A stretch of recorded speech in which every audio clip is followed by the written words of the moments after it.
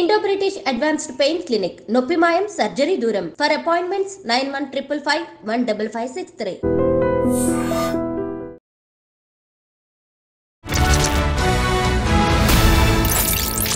అందరికీ నమస్కారం. నేను Swaroopa Potlapalli. Welcome to I dream. నాగకన్యది నాటకమని తేలిపోయింది.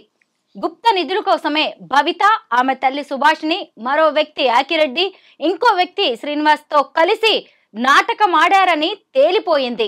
ముఖ్యంగా 2 ఏళ్ల క్రితమే విజయనగరంలోని కాళీమాత ఆలయంలో ఈ భవిత చెప్పినట్టుగా తవ్వకాలు జరిపినా అక్కడ ఎలాంటి విగ్రహాలు, ఎలాంటి శివలింగం బయటపడలేదు. ప్రస్తుతం నాతో పాటు పబ్లిక్ స్పీకర్ రజనీ రమ గారు ఉన్నారు.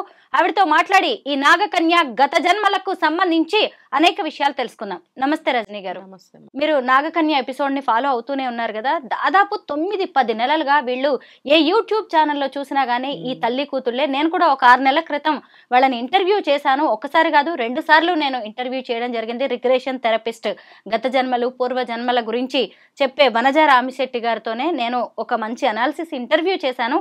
అప్పుడే ఆవిడ చెప్పేశారు ఇదంతా ఫేక్ అని. ఇప్పుడు ఆధారాలతో సహా కొన్ని ఛానల్స్ ఏకంగా విజయనగరం జిల్లాలోని కాళీమాత ఆలయానికి వెళ్ళి నిరూపించారు. మీరేమంటారు ఈ నాగకన్య వ్యవహారం మీద? అది ఇదంతా చూస్తుంటే ఫేక్ అనే అనిపిస్తుంది. ఎందుకంటే వీళ్ళు నిరూపిస్తాము, సమయం వచ్చాక చెప్తాను, ఇప్పుడు చెప్పకూడదు, ఇప్పుడు నేను మాట్లాడకూడదు అంటే ఎందుకు మాట్లాడకూడదు ఇవన్నీ చెప్తున్నావు కదా, అవెందుకు ఇప్పుడు నేను అడిగిన దానికి ఎందుకు చెప్పు అని ఇంటర్వ్యూ చేసే వాళ్ళు కూడా అడిగితే చెప్పకూడదు, అది ఆ సమయం వచ్చే వరకు నేను చెప్పకూడదు అని దాటవేసింది అని అంటే ఆమెకు అంతవరకే పర్మిషన్ ఇచ్చారు మాట్లాడడానికి, అంతకుమించి పర్మిషన్ ఇవ్వాలి. అప్పుడు నాకు కూడా ఏంటి ఈ అమ్మాయి మాట్లాడే మాటలు, సమాధానాలు ఇలా కట్ చేసినట్టుగా, తుంచినట్టుగా ఎందుకుంటున్నాయి అని నాకు అప్పుడు డౌట్ వచ్చింది. కానీ మదర్ వచ్చి ఇంటర్వ్యూలు ఇవ్వడము, గుళ్ళల్లో అక్కడ ఎవరో ఒక ఆయన మాకన్నా ముందే వెళ్ళి దారి చూపించడానికి ఆయన అక్కడ ఉన్నాడు, కావాలంటే ఇప్పుడే పదండి చూపిస్తాను అనడము, వెళితే అక్కడ ఎవరో ఒక అతను ఉండడము, మళ్ళీ ఇంకొక ఆవిడ కూడా ఎవరినో ఇంట్రడ్యూస్ చేశారు అక్కడ, ఆవిడ కూడా వచ్చి వీళ్ళ తరఫున ఏదో మాట్లాడటము, ఇవన్నీ చూస్తుంటే నాకు కొంచెం డ్రామాటికల్గానే అనిపించింది. పూర్వజన్మ ఈ అమ్మాయికి ఒక్కదానికే కదా అన్నారు, పూర్వజన్మలో వాళ్ళు కూడా ఉన్నారు, వాళ్ళు ఇంకా ఇక్కడే ఉన్నారు అని చెప్పి వాళ్ళని తీసుకొచ్చి మాట్లాడించటము, ఇదంతా కూడా నాకు అంత కట్టినట్టే ఉంది తప్ప ఒరిజినాలిటీ కనిపించలేదు. అయితే నేను ఇంకో ఫేజ్లో చెప్తా ఏంటంటే, ఒక పెళ్లి కావాల్సిన అమ్మాయిని, ఫ్యూచర్ ఉన్న ఒక చిన్న పాపని మెయిన్గా చేసి ఆమెని తీసుకొని గుళ్ళకి గోపురాలకి అలా తిరగడము, ఆమెకు తడి స్నానాలు చేయించడము, పూజలు చేయించడము, ఇదంతా కూడా ఎంత పునర్జన్మ వాసనలు ఉన్నా కూడా అలా చేయవలసిన అవసరం లేదు. ఆ జ్ఞాపకాలు అనేవి కొంతకాలం తర్వాత మార్చిపోతాయి. అలాంటిది ఏదో వాళ్ళు చేయాల్సింది, దానికి తగ్గవేవో ఉంటాయి, థెరపీస్ అలాంటివి ఉంటాయి. కానీ ఈవిడ అలా చేయకుండా ప్రతి ఊరు తీసుకెళ్ళడము, అక్కడ ఎవరెవరో మనుషులతో కల్పించడము, అక్కడ నాగపడగలు అదేదో టెంపుల్స్ దగ్గర నేను చూశాను, ఈ అమ్మాయి పూజలు చేయడము, అందరికీ ప్రసాదాలు పెట్టడము, అందరూ మొక్కడము, ఇదంతా చూసి నేను ఏంటి ఇదంతా సినిమాలో చూపించినట్టుగా ఇలా జరుగుతుంది, అవసరమా? ఒకవేళ పూర్వజన్మ అయితే కనుక దానికి ఇంకో విధంగా చేసుకోవాలి. ఇలా పబ్లిసిటీ ఇచ్చుకుని పబ్లిక్లోకి తీసుకొచ్చి ఆమెను దేవతలాగా సృష్టించి ఇదంతా ఎందుకు అనేది నాకు ఒక ప్రశ్నగానే ఉండింది. ఇప్పుడు మీరు చెప్తున్నారు కదా, నిన్న కూడా నేను న్యూస్లో చూసా పరారీలో ఉన్నారు అని చెప్పి. ఒకవేళ అదే నిజమైతే ఈ పరారీ ఎందుకు? ఆవిడ నిజంగానే దేవకన్య, దైవత్వం ఉంది, వెళ్ళి నిరూపించడానికి అన్ని చోట్లకి వెళ్ళింది, అక్కడ వీళ్ళకి సంబంధించిన సాధువు, అపూర్వజన్మలో కూడా ఉన్న సాధువు ఇప్పుడు కూడా ఉన్నాడు, ఇవన్నీ అంత ఇదిగా చెప్పినప్పుడు ఇప్పుడు పరారీలో ఉండడం అవసరమా? నిరూపించుకోవచ్చు కదా అదే నిజమైతే. అంటే ఏంటంటే ఇట్లా ఏవో నిధులని అవని ఇవని, లేదా ఒక మాతాజీలాగా ప్రత్యక్షం అయ్యి డబ్బు సంపాదించడానికి. ఇప్పుడు ప్రజలు వెర్రిగొర్రెలు కదా, వాళ్ళు ఏది నమ్మినా ఇంకా కళ్ళు కనపడవు, వాళ్ళకి మునిగిపోవడమే అందులో. సో ఆ విధంగా ఒక మాతాజీలాగా తయారు చేద్దాము ఈ అమ్మాయిని అని తల్లికి ఏమన్నా ఆశ పుట్టిందా లేకపోతే పిల్లకే పుట్టిందా అనేది మనకి తెలియదు. మొత్తానికి ఇద్దరు కలిసే ఇవన్నీ చేశారు. అలా చేయటం వల్ల ఏమవుతుంది, ఇప్పుడు చూడండి నానా రభస అవుతుంది, పోలీసులు వ్యవహారము, వాళ్ళు పరారీ అవ్వడము, ఇదంతా ఆ అమ్మాయికి ఫ్యూచరు.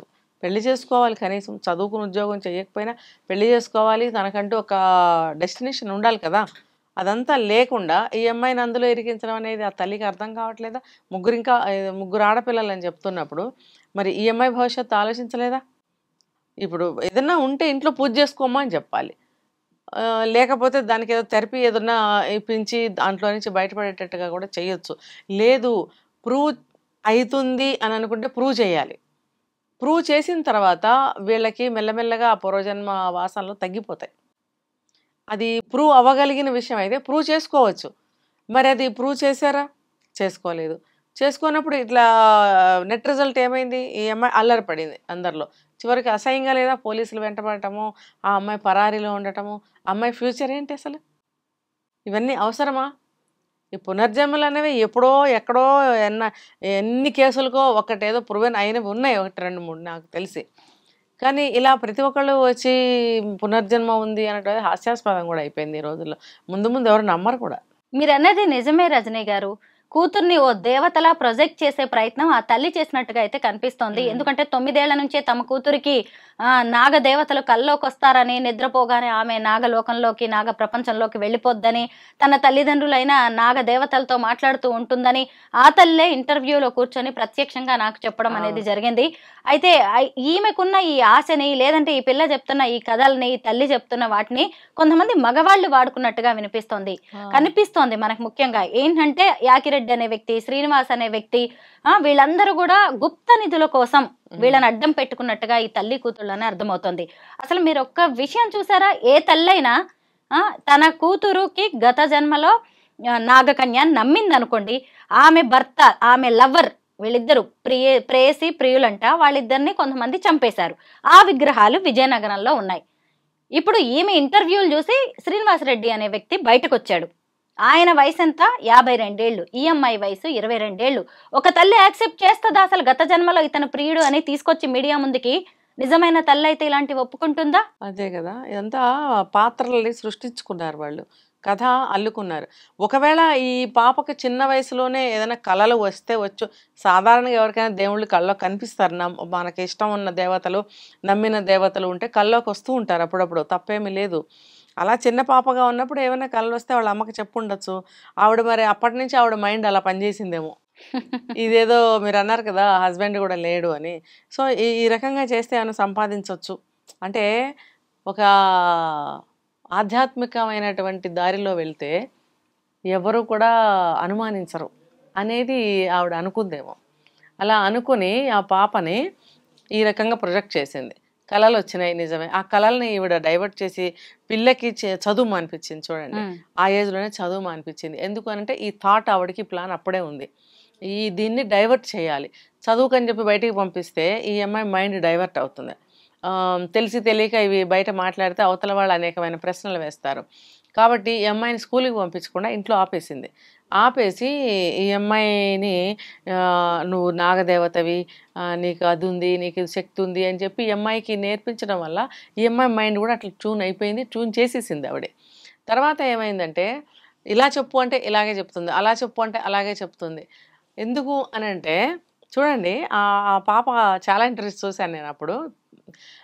మాట్లాడే ప్రతి మాట కూడా ఇది ఏంటమ్మా, ఇది అవునా కాదు, ఇది ఏంటి అంటే అవును, మరి నెక్స్ట్ క్వశ్చన్ ఏదైనా ఇస్తే ఇప్పుడు చెప్పలేను నేను, ఇలాంటి జవాబులు చెప్పింది అమ్మాయి. చూడండి, అంటే అంతకు మించి ఆ అమ్మాయికి లేదు చెప్పడానికి, పర్మిషన్స్ లేవు. ఎవరు ఏమడిగినా ఇవే చెప్పు, yes or no all right అని ఒక కథ ఉండేది. ఎవరన్నా నీకేం తెలియకపోతే అడిగినప్పుడు ఎస్ అను, ఓసారి నో అను, ఓసారి ఆల్ రైట్ అను అని ఒక స్టోరీ ఉండింది. అట్లా ఈ పాపకు కూడా అట్లాంటివే 4 ముక్కలు నేర్పించి కూర్చోబెట్టడం వల్ల ఇలాగే చెప్తుంది. మరీ ఇంకొంచెం ముందుకెళ్తే కనుక మళ్ళీ రిపీటెడ్గా పూర్వజన్మ స్మృతులే చెప్పినట్టుగా అవే రిపీట్ చేస్తూ ఉంది. నేను అక్కడ ఉండేదాన్ని, నాకు ఫ్యామిలీ ఉండేది, మా అమ్మ నాన్న ఉన్నారు, ఇప్పుడు ఉన్నారంటే ఉన్నారు, అక్కడే ఉన్నారు, ఎక్కడ ఉన్నారంటే ఉన్నారు, ఎక్కడున్నారంటే చెప్పకూడదు, మళ్ళీ ఇంకొక సందర్భంలో ఆ విగ్రహ రూపంలో ఉన్నారు. అలాగా ఒక సమాధానానికి ఇంకో సమాధానానికి సంబంధం లేని విధంగా ఆ అమ్మాయి మాట్లాడుతూ వచ్చింది. ఎందుకనంటే చిన్న వయసు, వాళ్ళ ఇంట్లో వాళ్ళు అవి తప్పితే ఎక్కువ చెప్పొద్దన్నారు. ఆ రెండింటి మధ్యలో ఆ అమ్మాయి అలా మాట్లాడింది. కాబట్టి ఇప్పటికొచ్చి మరి అది కంటిన్యూ చేస్తూ వచ్చారు. జనానికి మరి బాగా పరిచయం అయిపోయారు. మరి కాన్సన్ట్రేట్ చేసే పీపుల్ చాలా ఎక్కువ అవ్వలేదా మెజారిటీ? వచ్చింది కదా. మరి అప్పుడు వాళ్ళకి ఏమంటారంటే విమర్శలు కానీ ఏదైనా సరే ఎక్కువగా వెళ్తూ ఉంటాయి. వాళ్ళకి గమనించే కళ్ళు 2 ప్లేస్లో 1000 కళ్ళు అవ్వచ్చు, 1000 ప్లేస్లో 1,00,000 కళ్ళు అవ్వచ్చు. అంతమంది కళ్ళని తప్పించుకుని వాళ్ళు ఏదన్నా ఒక నాటకం ఆడాలన్నా ఇంకోటి చేయాలన్నా కష్టం అయిపోతుంది. ఇప్పుడు ఆ పరిస్థితుల్లో ఇప్పుడు ఆ పాపకి ఇటువంటి సిచ్యువేషన్ వచ్చింది. పారిపోవడము, పోలీసులు మరి ఇన్వెస్టిగేషన్ చేయడము అనేది ఇంత దూరం వచ్చింది. రజనీ గారు, నేను వాళ్ళిద్దరిని తల్లి కూతుళ్ళని 2 సార్లు ఇంటర్వ్యూ చేయడం వల్ల నాకు వీళ్ళ స్టోరీ మొత్తం నాకు ఐడియా ఉంది. సో వాళ్ళ అమ్మగారు అప్పుడప్పుడు నాకు ఫోన్ చేస్తూ ఉండేవారు అనమాట. మేము కరీంనగర్ వెళ్తున్నాము విగ్రహాలు తీయడానికి, మీ మీడియాని మీ కెమెరామ్యాన్ని పంపించండి. నేను గుంటూరు వెళ్తున్నా, నేను మా అమ్మాయి పూజలు చేయడానికి వెళ్తున్నాము, అక్కడికి పంపించండి. మా అమ్మాయి మీదకి దేవుడికి ఎక్కడో అభిషేకం చేస్తే మా అమ్మాయి ఒళ్ళంతా పసుపుగా అవుతుంది, కుబుసం విడుస్తుంది, పౌర్ణమికి మీరు చూడడానికి రండి అని మీడియాని ఇలా రకరకాలుగా ఆమె ఫూల్స్ చేయడానికి ప్రయత్నించింది. కానీ ఈ మధ్య మీడియా ఆమెదంతా ఫేక్ అని తిప్పికొట్టే ప్రయత్నం చేశారు. ఏకంగా విజయనగరం వెళ్ళి ఆ విజయనగరం గుడి యజమాని ఎవరైతే ఉన్నారో అశ్విన్తో మాట్లాడినప్పుడు వీళ్ళకి సంబంధించిన అనేక విషయాలు బయటకు వచ్చాయి. ఇదంతా ఒక పెద్ద కట్టు కదా, ఇదంతా కూడా డబ్బు కోసం చేశారు, గుప్త నిధుల కోసం చేశారు అనేది తేట తెల్లమైంది. అసలు ఇలాంటి వాళ్ళ నుంచి మనం ఏం నేర్చుకోవాలి? వీళ్ళైనా ఇక మీదట ఎలా జాగ్రత్తగా ఉండాలి? జనాలంతా అమాయకులు కాదని వీళ్ళు ఎలా తెలుసుకుంటారంటారు? వీళ్ళు తెలుసుకోవడం పక్కన పెడితే జనాలు అమాయకులే, వెర్రిగొర్రెలే. ఎక్కడ తెలివితేటలుగా ఉండాలో వీళ్ళకి తెలియచావదు, ఎక్కడ బోర్లా పడకుండా ఉండాలో అది అర్థం కాదు. ఇప్పుడు భక్తి అంటే ఒకళ్ళేదో చెప్తారు, పొలం అంటూ 10 మంది వెళ్తారు. అక్కడేదో ఒకటి ఉంది. ఈ మధ్య ఒక గరుడ ప్రసాదం ఇస్తున్నారు అక్కడెక్కడో అని అంటే జనాలు వెళ్ళారు. అసలు ఎన్ని కిలోమీటర్లు ట్రాఫిక్ జామ్ అయిపోయింది. చిలుకూరు అయితే అక్కడ ఆ ప్రసాదం అంటే ప్రసాదమే. అది ఒక్కొక్క మెతుకు చొప్పున పంచిపెట్టినా ఒక 1000 మందికి ఇవ్వగలరేమో. కొన్ని లక్షల మంది వెళ్ళారు. అంటే చూడండి మూఢనమ్మకం ఎంత ఉందో. వెర్రి గొర్రెలు కాకపోతే ఒక గొర్రె పెడితే అన్ని గొర్రెలు వెళ్ళిపోతాయి. అది ఆలోచించరు వాళ్ళు. అలాగే ఇది కూడా ఆవిడ నాగదేవత అంటే పూర్వజన్మ స్మృతులు ఉన్నాయంటే ఆవిడ పునర్జన్మట, ఆవిడ దేవత శక్తులు ఉన్నాయి. నిజంగా నేను చెప్పాను కదా, ఆవిడ మొత్తం తడి స్నానాలు చేయించేసి ఆవిడతో పూజలు పసుపు కుంకాలకు పెట్టించడము, అన్ని చేయించి ప్రసాదాలు పెట్టడం, వాళ్ళు వచ్చి కాళ్ళు మొక్కడం, చిన్నపిల్లకి పెద్ద పెద్ద వాళ్ళు. తప్పు కదండి, నిజంగా నిజమైతే పుణ్యమే. అది నిజం కాదు అని తెలిసినప్పుడు ఆ పాపకి ఎంత పాపం చుట్టుకుంటుంది. పెద్దవాళ్ళందరితో కాళ్ళు పట్టించుకోవడం అనేది తప్పు కదా. మరి ఆ తల్లి ఉండి ఆ పని ఎందుకు చేయించింది అది ఆవిడకే తెలియాలి, ఈ ప్రజలకు కూడా తెలియాలి. ఎందుకు మనందరం ఇంత తలలు ఊపుకుంటా వెళ్ళిపోయాము, ఎందుకు వెళ్తున్నాము, దీనివల్ల ఏమన్నా ప్రయోజనం కలుగుతుందా అనేది ఆలోచించరు. అరే వాళ్ళు వెళ్ళారు, వాళ్ళకి ఏం జరగలేదుగా, మనకు కూడా జరగదు పదా, ఇంకా 10 మందిని వేసుకొని వెళ్తారు. ఈ ఈ అత్యాశ అంట నేను. ఈ అత్యాశకి పోకండి. మీకు నిజంగా ఏదన్నా ఒక ఫలితం కావాలి, మీరు ఏదైనా కష్టంలో ఉన్నారంటే దైవాన్ని నమ్ముకోండి. మీకు చేతనైతే ఇంట్లోనే కూర్చొని పూజలు చేసుకోండి. అంటే ఇప్పుడు పూజలు కూడా చాలా ఎక్కువైపోయినాయి. ఇంట్లో ఫ్యామిలీ మెంబర్స్, భర్తలు చాలా పరేషాన్ అవుతున్నారు. డబ్బులే కానివ్వండి, ఆ పూజకి సంబంధించిన వస్తువులు తీసుకురావటమే కానివ్వండి, ఆ పూజల పేరుతో ఇంట్లో పెద్ద కార్యక్రమాలు, మళ్ళీ గ్యాదరింగ్స్, అందులో మళ్ళీ గొప్పలు చూపించుకోవడం. ఇంత మేము ఇది పంచామంటే మేము ఇది పంచాం, మేము ఇంత చేసామంటే మేము ఇంత చేసాం అనే ఒక కాంపిటీషన్ కూడా నడుస్తుంది పూజలు చేసే వాళ్ళ మధ్యన. ఇంకా ఈ తాకిడంతా ఇంటి భర్తకే తగులుతుంది.